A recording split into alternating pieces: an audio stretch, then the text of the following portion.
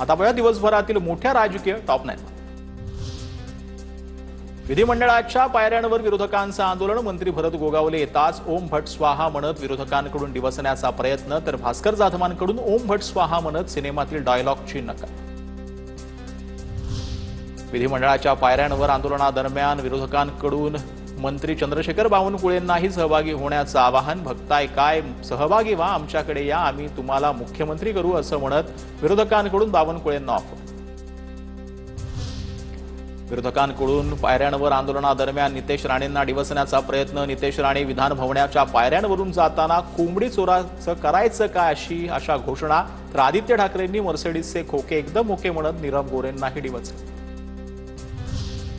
विरोधी पक्षनेते पदावरून विधानसभेत विरोधक आक्रमक. विरोधी पक्षनेता का निवडला जात नाही, भास्कर जाधवांचा संतप्त सवाल. तर विरोधकांकडून सभात्याग.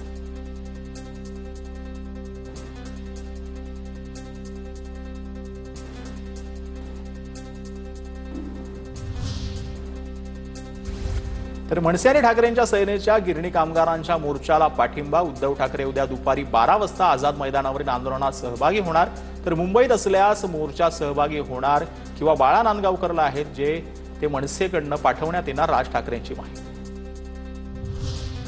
आझाद मैदानावर आंदोलन करणाऱ्या शिक्षकांची सुप्रियाताईंना भावनिक साद. अजितदादांचा हातात सगळं आहे, बहिणीचं भाऊ ऐकेल. आंदोलक शिक्षकांची सुप्रियाताईंना भावनिक साथ. पण सुप्रिया सुळेंनी मुख्यमंत्र्यांकडे बोट दाखवलं. अर्थमंत्री जरी भाऊ असला तरी अध्यक्ष फडणवीसच असल्याची दिली प्रतिक्रिया.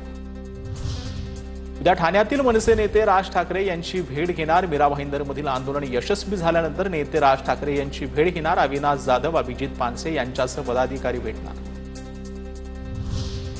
आमच्या गावात पानंद रस्ता झाला नाही आणि इकडे समृद्धी महामार्ग झाला. बच्चू कडूंची वाशिममधील यात्रेमध्ये टोलेबाजी. आमदार सुरेश धस यांच्या मुलाच्या 4 चाकीची दुचाकीला धडक. अपघातात दुचाकी स्वार नितीन शेळकेंचा मृत्यू. सागर धसांविरोधात सुपा पोलीस स्टेशनमध्ये गुन्हा दाखल.